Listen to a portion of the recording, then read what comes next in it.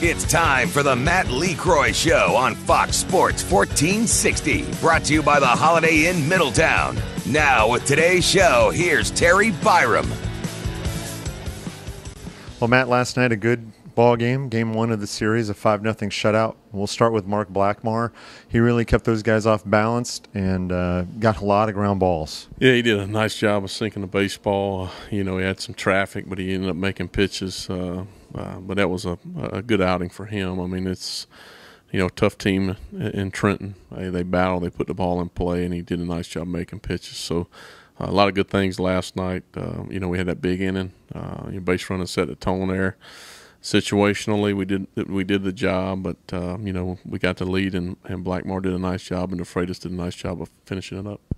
In the 4-run inning, we've talked about this, how even though the guys are young and maybe at times are struggling, speed, though, never slumps and never struggles. And Rafael Bautista reaches on a ball hit back to the mound, a high bouncer, but a ball hit back to the mound.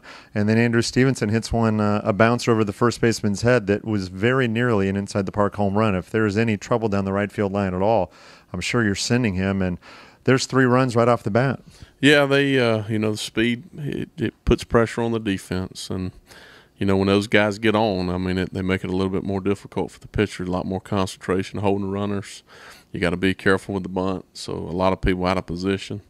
They force them to make plays, and we did a nice job. I thought Keyboom going first to third was a big tone setter for that game, and then we were able to drive them in, and then, Stevie getting a big hit, and then, a lot of good things that in. And then Sanchi picking up a big 2-out RBI for some extra insurance was a big at-bat too. So a lot of good things happen when those guys at the top can get on. This is the time of year that, and we've talked about it a little bit, that maybe in June the wins and losses, or in May don't mean so much. You don't get so high with a win, you don't get so low with a loss. But now, even in the minor leagues, this is the time of the year when a loss stings a little more, especially a close ball game, and the wins feel a little better. Yeah, I think so. I mean, everybody's up there. You watch the scoreboard, and that's the fun part about it. But I think it's a little bit more, awareness to what's going on during our game when you're in a playoff race, and when the games mean something down the stretch. And that's the biggest goal for me, like I talked about yesterday, was playing for something at the end. It makes the games go by a lot quicker, and it's more fun, and it's more more interesting when you go out and playing for something. So, we played a good quality team last night. We beat them. Hopefully we can go out tonight and win and take the series. Tonight should be on paper a terrific pitching matchup with your ace Tyler Mapes against Chance Adams, who's 7-0, and again on paper it looks like that this should be a low-scoring game and really trying to just work for runs. Yeah, I mean, we're going to have to do whatever we can. Hopefully we get some opportunities to get guys in scoring position. This guy's a tough pitcher, a lot of good reports on him, so hopefully we can go out and work him and swing at strikes and see what happens.